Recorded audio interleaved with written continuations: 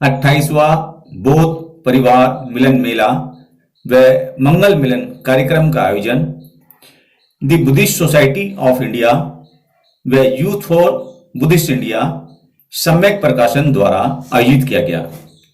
इस कार्यक्रम में दिल्ली एनसीआर, हरियाणा, यूपी, राजस्थान व अन्य प्रदेशों के हजारों लोग सम्मिलित हुए। कार्यक्रम का शुभारंभ पूज्य भिक्षु संघ द्वारा बुद्ध वंदना द्वारा किया गया। 28 वर्षों से हो रहे इस कार्यक्रम में हजारों महिला, पुरुषों व बच्चों ने बढ़ चढ़कर हिस्सा लिया। गीत संगीत, ढोल भंगड़ा पर जमकर डांस हुआ। साथ ही पंचशील के गुब्बारे आसमान में उड़ाकर समता, मैत्री, करुणा का भी संदेश दिया गया। महिलाओं व बच्चों के लिए दौड़, कच्ची घोड़ी का डांस, रस्साकसी प्रतियोगिता, म्यूजिकल चेयर गेम, साथ ही बाबा साहब व तथागत बुद्ध के चित्र पर बाल चित्रकला प्रतियोगिता भी आयोजित की गई। यह ऐसा आयोजन था जहां सभी परिवार अपने अपने घर से खाना, भोजन आदि लाकर एक दूसरे के साथ मिलकर बांटकर खाते हैं और ढोल, ताशों, गीतों पर नाच कूद कर फुल मौज मस्ती मनोरंजन करते हैं।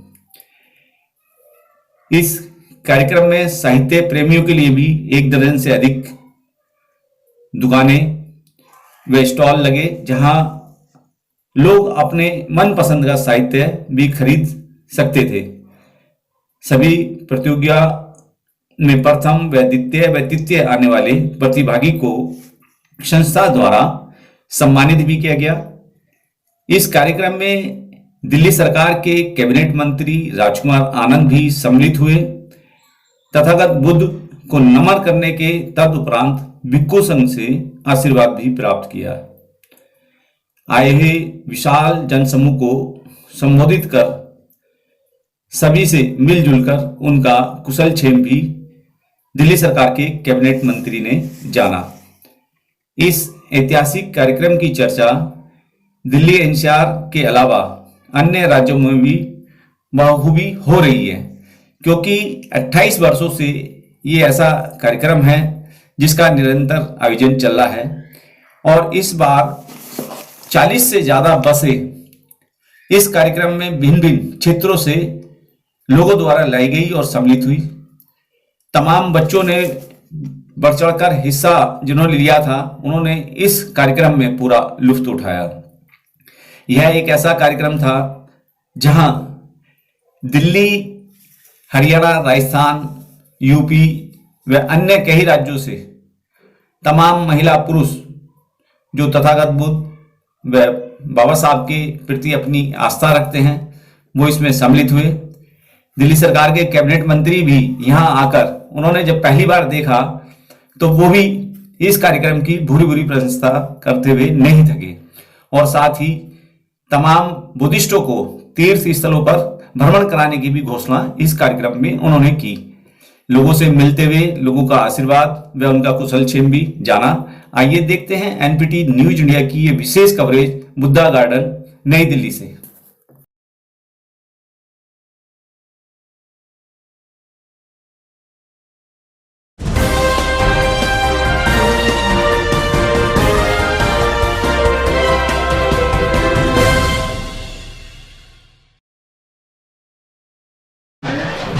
क्या नाम है आपका? नमस्कार जी, मेरा नाम अनीता है। अनीता जी, कहाँ से आए आप? मैं मयूर विहार फेज 2 से आई हूँ। और क्या आप इस प्रोग्राम में सम्मिलित हुए, क्या मकसद था आने का? ऐसा जी, ये प्रोग्राम जो है हर साल दूसरे महीने के सेकंड संडे को मनाया जाता है।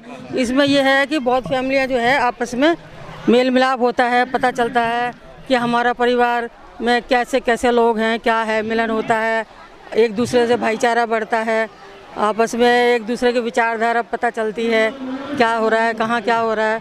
और ज़्यादातर इसलिए आते हैं कि क्या नाम कि एक दूसरे के बच्चे हैं वो आपस में मिल सकें, क्योंकि पुराने लोग तो मतलब एक दूसरे से मिले रहते हैं, बच्चे ज़रा थोड़ा कट ऑफ से हो जाते हैं, तो बच्चों को मिलाने की वजह से हम यहाँ पर आते हैं और आपस में एक दूसरे का मिलना हो जाता है, थोड़ा सा यही है।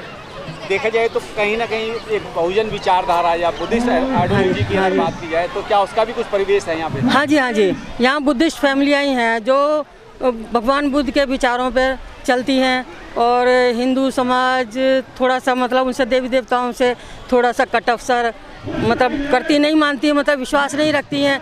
वो भगवान बुद्ध के विचारों पर ही विश्वास रखती हैं कि पत्थर पूजन वगैरह ये वो, तो ये एक अंधविश्वास है, तो इसको आपको नहीं मानना चाहिए।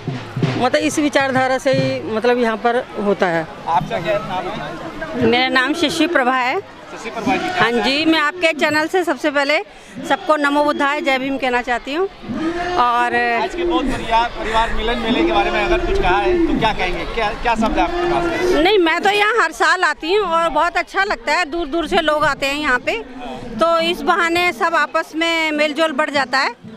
तो कुछ पुराने लोग भी मिल जाते हैं जिनको हम नहीं जान पाते, उनके घर नहीं जा पाते, तो इस स्थल पे आके और मिलते हैं। सबको ये पता होता है कि फरवरी के सेकंड वीक में यहाँ पे बहुत सम्मेलन होता है, तो इसलिए आते हैं। अच्छा शशि प्रभा जी, देखा जाए तो यहाँ दिल्ली से आदमी कई और राज्य से भी लोग आए हुए हैं। हाँ, बस आती हैं। ऐसा आयोजन होते रहना चाहिए, बल्कि मैं तो ये चाहती हूँ कि जगह जगह जो सम्मेलन होते हैं उनसे एक जगह निश्चित हो जाए, जैसे यहीं पे जैसे काफ़ी स्पेस है यहाँ पे, तो एक जगह हो जाए तो ज़्यादा अच्छा रहेगा। क्या इस प्रोग्राम के माध्यम से देश और दुनिया को कुछ संदेश मिल पाएगा, देश के बौद्धों को? या असल में ये है जी कि इस सम्मेलनों को कोई चैनल दिखाता ही नहीं है, तो देश दुनिया को क्या खबर मिलेगी, है ना। ये हमारी गवर्नमेंट है, वहाँ पे जरा सा कुत्ता मर जाता है तो ये फोटो में वीडियो बना के टीवी पे डाल देते हैं, लेकिन इतने बड़े बड़े सम्मेलन होते हैं, अंबेडकर भवन पे होते हैं, पार्लियामेंट में होते हैं, कभी कोई चैनल नहीं दिखाता। शायद इन हमारी गवर्नमेंट ने सारे चैनल खरीद ही रखे हैं, इसलिए कहना ही बेकार है। हम तो अपने मन से कर लेते हैं, जब भी प्रोग्राम होता है, बहुत सम्मेलन वगैरह और ये जो भी प्रोग्राम होते हैं ये सब कर लेते हैं। आपकी जानकारी के लिए बता दूं, पिछले 2010 से मैं भी बहुजन मीडिया में काम कर रहा हूं और आज भी आपको बता रहा हूं, ये पिछले 28 साल से चल रहा है, लेकिन मैं पिछले 10 साल से मैं भी यहाँ आ रहा हूँ और लोगों की बातें जो है करोड़ों लोगों तक पहुँचाने का काम कर रहा हूँ। लेकिन मैंने तो कोई चैनल में नहीं देखा कि कभी किसी ने दिखाया हो कि बहुत बुद्धा गार्डन में बहुत सम्मेलन हो रहा है, कभी किसी चैनल में। बता दीजिए, आपके घर आपको वीडियो भिजवाएंगे। हम तो शुरू से ही बचपन से ही बहुत विचारधारा के, हमारे फोर फादर भी बहुत विचारधारा के, तो इसलिए हम तो जन्म जाती हैं, इसलिए कोई माने ना माने हम आते हैं। देश की जो पाखंडवादी मूढ़ प्रवृत्ति की महिला है, जो कहीं ना कहीं ब्राह्मणवाद और ब्राह्मणवादी व्यवस्था में ग्रस्त है, उनके लिए भी कुछ कहेंगे? हाँ, मैं यही कहूँगी, सबसे पहले तो अपने देश की महिलाओं से ही कहूँगी, बहुजन महिलाओं से ही, अगर वही सुधर जाए ना तो ये देश हमारा अपने आप ही तरक्की कर जाएगा। वही नहीं सुधरती हैं तो उनके बच्चों को भी वही शिक्षा मिलती है ना। जेंट्स लोग तो जरूर इस रास्ते पे चलना चाहते हैं जो भगवान बुद्ध ने और बाबा साहब ने हमें दिखाया है कि हमारा कल्याण इसी रास्ते पे चल के है। लेकिन जो पढ़ी लिखी महिलाएं भी है ना, वो भी वही रूढ़िवादी, वही देखा देखी, व्रत त्योहार, ये, जबकि इससे कुछ मिलता नहीं है। जो सदाचार, जो हमें समता का रास्ता दिखाया है, एक मार्गदर्शन दिखाया है कि इस मार्ग पे चल के ही हमें उन्नति मिलेगी, तो हमें चलना चाहिए इस रास्ते पे। ये सत्य का मार्ग है, इसमें कोई आडंबर नहीं है। आप कह रही हो कि पाठ पूजा में कुछ नहीं रखा, हाँ, तो व्रत रखते हैं तो आदमी की उम्र तो 10 साल बढ़ जाती है। एक बात बताइए मुझे, अगर करवा चौथ रखने से एक आदमी की उम्र बढ़ जाए तो आदमी मरे ही क्यों? औरतें मर जाए ना, क्यों मरे आदमी? लेकिन फिर भी आदमी मर ही जाता है। तो औरतों के लिए, औरतें तो रखती हैं आदमी के लिए। अरे तो आदमी की डेथ ना हो ना, अगर करवा चौथ रखने से किसी आदमी को अमरता प्राप्त हो जाए तो वो मरे ही ना, क्यों मरते हैं फिर? बताइए, कौन सा भगवान मुझे आके बता दे कि आदमी क्यों मरते हैं? जो इस धरती पे आया है वो उसको जाना निश्चित है, चाहे वो आदमी हो, चाहे औरत हो, चाहे कैसे, उसका कोई भी कारण हो सकता है। तो इसलिए ये सब आडंबर है और ये जो हमारे दिमागों में ना इन बाबाओं संतों ने भर दिया, औरतों के ज़्यादा दिमागों में भर दिया। और ये औरतें ही अगर सुधर जाए ना, मैं तो कहती हूँ कि औरतें ही सुधर जाए तो पूरा समाज सुधर जाए। कैसे जाएंगी? वो अपने बच्चे का नाम तो रख नहीं सकते हैं, नाम भी रखवाने उससे जाएंगी तो पागल है ना। पागल पंडित को अपना भविष्य पता है, जो हमारा भविष्य बता देंगे वो? ये बताइए। योगेश्वर बाबा तो महापाखंडी है योगेश्वर बाबा, मुझे बता दे, बताओ मेरा भविष्य बता दे, मेरा वर्तमान बता दे, मेरा भूतकाल बता दे, तो मैं मान जाऊँ उस बाबा को? अरे जाओ, मैं ऐसे बाबाओं को लात मारती हूँ, कभी ना जाऊँ। मैं आज तक किसी मंदिर में नहीं गई, श्रद्धा रखती हूँ सिर्फ समता के मार्ग पे, मानवता के। मैं इंसानियत को महत्व देती हूँ।